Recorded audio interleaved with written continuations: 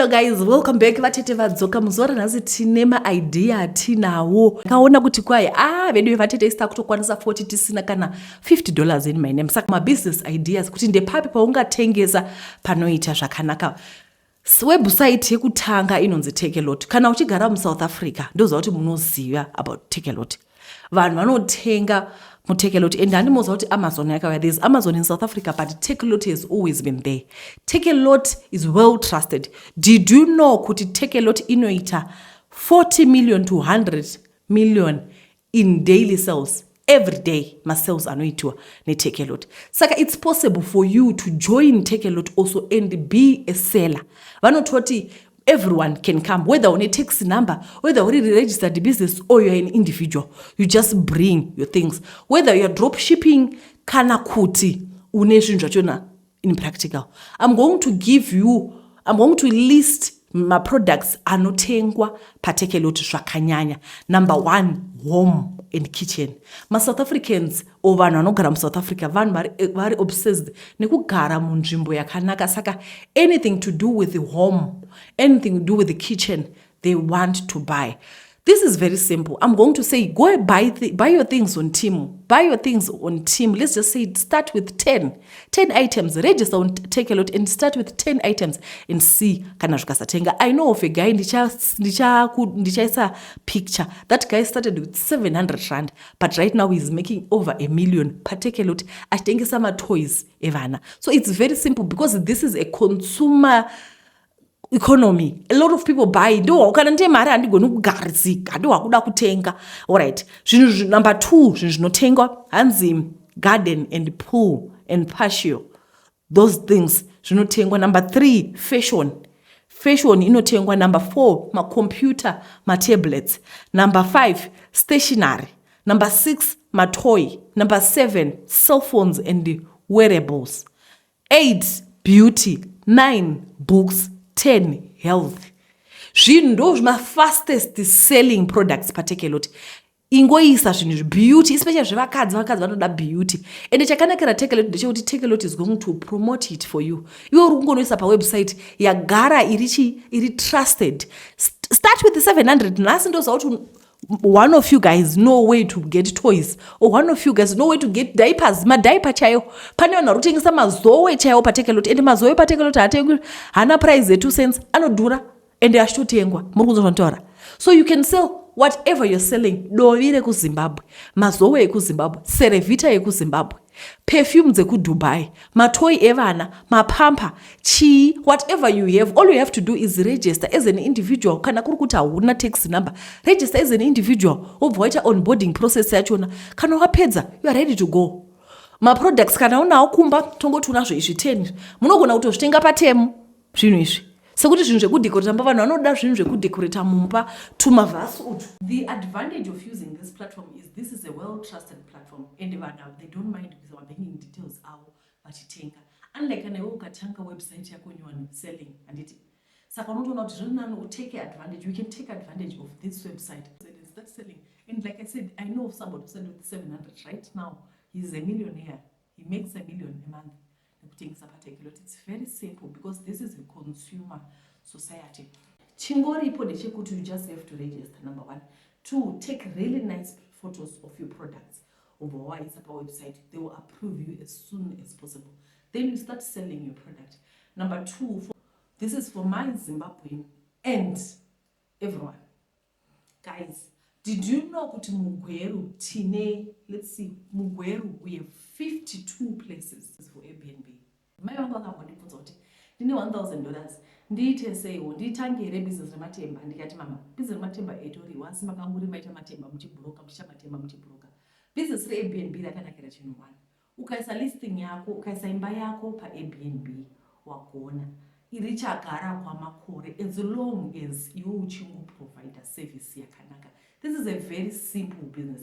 Ndoza kuti vamwe muchataura kuti ina handina imba, I don't own a house. Saka how can I be on Airbnb in this sina property? Did you know that you can rent to rent?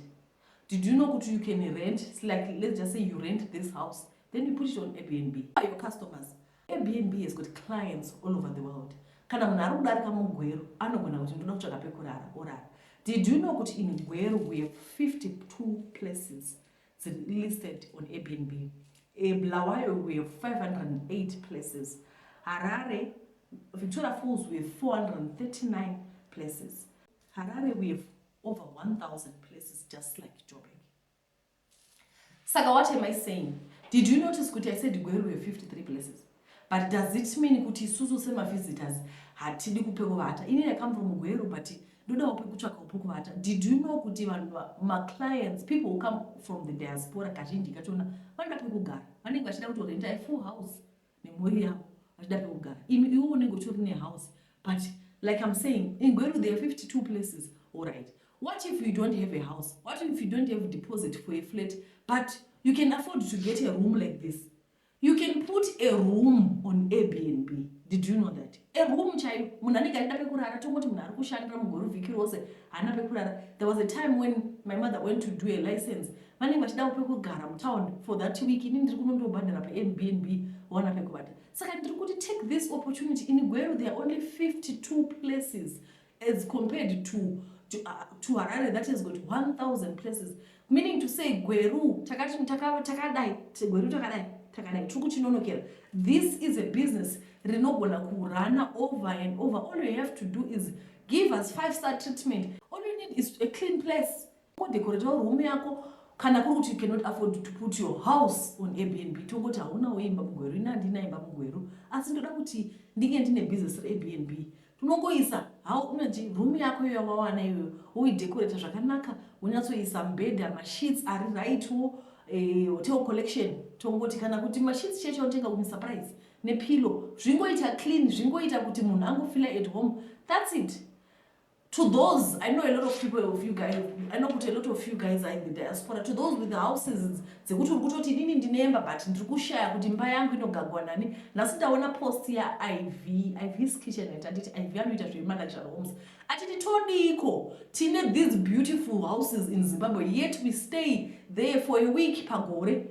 Handiti imba iyi une this. I know of a lot of people vane dzimba kuZimbabwe asi vasingagariko. I know of a friend of mine I that Jay, you know, mbhedhe ekhaya ne queen size emanganisa ile king size emanganisa kodwa ndilala nge-1 embhedeni nalo.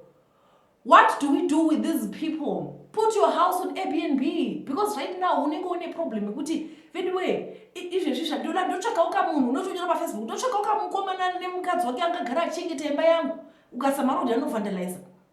Put your house on Airbnb. It's simple. Then what do? Make sure pane munhu anenge achienda every day achino clean pano check out my guests. And the business irakanakira chinhu one kuti rinozvimaketa rega. Iwe ukangogona kutora mapicture akanaka ukadekorera pamba mako zvakanaka. When I went to Bulawayo, patakaenda Bulawayo, we stayed in this really nice 5-star, 10-star. The house was amazingly beautiful. I don't know if I still have the pictures because of my sinus and my asthma and my what. And the patakaenda kuBulawayo road yacho ndatakashandisa yanga ine dust ndakatosvika ndisatogona kana kufema. So I needed a place yekuti kana ndichisvika kuvata ndoda kuvata ndisafila kunge ndazonyanya kutambura strike. Anditi plus inenge ichienderana neme health conditions zangu. Saka this business ariko rakabuda mvision. Why? Because we travel all the time and we still need we still need the comfort of our homes. Do you understand me? So if you put your place on Airbnb, it's simple. You make money wherever you are. Whether uri kusenga, whether uri mukoba, whether uri town, whether uri kunonzi South Downs, wherever you are, you can put your house on Airbnb. Ugoita mari. I know kujanzi vanhu vari kuita $120,000 to $120,000 pagore yechi Airbnb. Vanhu vari kuita mari. The owner of the house atakanogara kuBulawayo, she is in South Africa. I told her at some point we were getting lost and what. And the sus were actually trying to call it. She's in South Africa and you know. And as I see, I'm going to Airbnb. I think cottage ndo vakadovia vakazoti gashira vatika vakazoti pama direction because we're getting lost. So this is for my diasporans. I see that I've got an audience in UAE, UK, Spain. You guys, I know what you've got money, you've got properties in Zimbabwe. Put them on Airbnb. Even in madzimai kuti kuti susu hatina kana dola. Chichaka ka home kako ka cottage cheko kekurenta. Monyaso kaita ka Airbnb. Mokaisa ka pa Airbnb. Echakanakira Airbnb ndechekuti vanhu vanongobhuka over the site. Akamboona imba yako akaifarira, anobuka. handiti, especially Vic Falls. Vic Falls is a tourist attraction. Mahotel, Airbnb yakanakira kuti when I'm traveling with my kids, I want to be in the same house with my kids. Tichibika, tose, self-catering. Handiti, ndosaka vanhu vachienda paAirbnb. Saka iri business risiri kuti kwa mushika-shika, business right. Rekuti unorenta imba yako kuVictoria Falls, woisa paAirbnb, wapedza ugoona kuti gore rinopera waita mari. I'm telling you, try it. Number 3, ndakandida kuti zvoni, did you know that you can sell whatever you want to sell, madzimai? You can sell anything that you have. Alright. Madzimai, pane vanogara kuDurban. Vanogara kuDurban kune mafactory akawanda, kunowanikwa bhero rekuAkamenzi rinenge rine hembe dzevana ve2 to 3, kunowanikwa kuDurban kune mafactory ndo vanosupply vana Sheet Street nana Mr Price Home nana chi. I've bought things from those factories. Uchitosvika pafactory pane patone masaga, pane truck inenge yakanzi Sheet Street ichilaicha kuendesa kupi ichinodeliver all over the country. But you, because you stay in Durban, these things are very affordable. Saka madzimai anogara kuma-cities, not Durban alone, vanogara kuma-cities kwavanoziva kuti kune zvinhu zvinotengeseka. Madzimai, ngatiitei so. All you have to do is buy your product or take a picture chayo kuadvertiser. Hautombodi product, haudi, iri business iri haridi capital. Kungotora picture kuti mabhero aya, mabhero hembe dzekuAkamenzi 2 to 3, woisa pamarketplace, ngatimbosiyai Takealot. Wotoisa pamarketplace chako chero, vanhu vanotenga. People, they buy, you advertise through Facebook. So you can buy and sell anything. Madzimai, ngatidzidzei kudaro. Iye zvinopane no WhatsApp business. It's actually yakatogadzirirwa. Vanhu vane mabusiness ndinokuudza kuti rega tikupromotire vanhu vachidzoka vachizotengesa kwauri. Handiti, wotosachi advert. Ini ndakafika wigi yangu ndakadai. Ndototi wigi iyo. Tenga ichi advert chodorana. Ne WhatsApp business chayo. Chinokuchoka advertisera kuInstagram, choka advertisera kuFacebook. Through mapikija, drop shipping. You kana uchiziva kuti mawigi anowanikwa kupi. Enda unotora mapikija uye utengese. That's simple and straightforward. Saka madzimai, we have a lot that we can do, but unfortunately we don't want to do. Cause woita zvekuti pane vanhu vane skill. Pane vanhu vane skill vanogona something. Pane vanhu vanogona kubheka, pane vanhu vanogona kubika, pane vanhu vanogona kuruka musoro.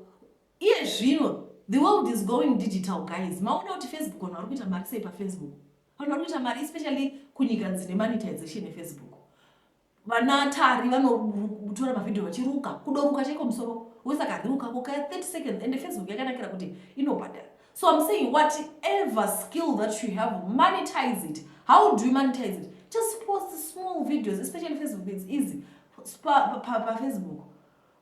Zvisina face ndozoti mwana vatoti murume wakutoti iwe uri kuenda painternet uda kunyengwa ipapo. Zvisina zviri faceless. Whatever skill that you have, teach people how to crochet, teach people how to braid. Apa unongo uchingoburusa kapicture yezvirukwa, video yezvirukwa. Zvinhu zvingori simple, so you can monetize your talent that you have. I don't know if I'm making sense, but I want you to know that the world is going digital. When I started doing YouTube, people were like, zvima video zvenyizvi. They didn't know that this is big. Kwa Africa takazvinonokera. Kwa America there are so many families vasingatoshandi baba nemukadzi. Especially you see the Maclu family. Vanogara vari painternet vachiita mavideo avo vachitamba nevana. Mavideo kutotamba nevana chaivo. That's how they make their living. So the internet is going digital, zvisingaiti, and these platforms, they are monetized. In the end, you make money through. But when you see beta, ukada kuposta, we didn't get to posta kanchitamba nevana vangu, mototeo dakunerekwa, udakudidi, you know. But change your target audience. What you mean? Okay, audience yangu haisizivapo shanza chirungu. I'm just saying, monetize whatever you have. It's very simple. Kana uchigona kugadzira mamira, tidzise kugadzira kumamira. Zvise pa internet. That's how you also market yourself. I don't know if I'm making sense, but to those vanenzeve iwide ndotaura. Zviri very simple and straightforward.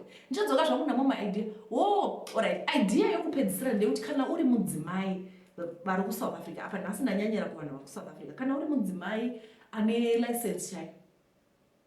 Kana une license, kana une mota yako yakanaka. Oh, sorry.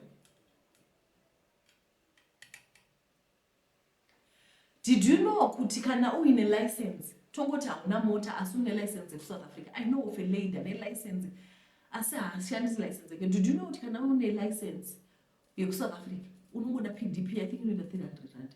Woita PDP, professional driving whatever, passenger whatever, iwe PDP iwe. Waita PDP iwe, wakutotsvaka vanhu, pane mota dzinonzi uber driver ladies only. Unogona kutsvaka munhu sekuti ndine mota dzangu dzepauber, motokuti vatete ndiri kudawo kudriver mota yenyu 1 or 2, modriver mota uri lady. Handiti kupinda pauber kuti uite uber driver you don't have to have your car. Pane vanhu vane mota vanohaisa tikudza kuti unonipa 2.5 pavhiki. Vanhu vakwanda vanenge vachitambura vane malicense mudzimba musatambura. Kana uine mota yako kungoti izvozvo zvine varume mukati saka zvinonetsa. Kana kuri kuti une BMW yako 320D 2018 2020 unoisa pauber black. Handiti but ndozoti kana kuri kuti pane murume mukati varume vanonetsa noti haugoni ndikatonza ugoni kudriver ati kudriver haungambosori kuti driver. But imagine I have BMW 320D, this is uber black, you can make 5 to 5,000 per week. Guys, patrangu kuramba chiflika regai ndigumire panapa. Asi ndachida kuti you can be a driver unogona kutoisa mota yako pauber black ugoita mari. Ndozoti vanhu vari ku-UK muri kuona video iyi munogona kutenga mota dzedu South Africa modzisa pauber, madriver anenge achibhadhara 2.5 zvichidipenda neuber yachona. Kana kuti iri kuuber black vanobhadhara 5,000 pavhiki. You can make money with this. Saka maidea atina waya but rangu rakuflika ndichadzoka namaidea ndozopedzisa video mune zuva rakanaka. Bye bye.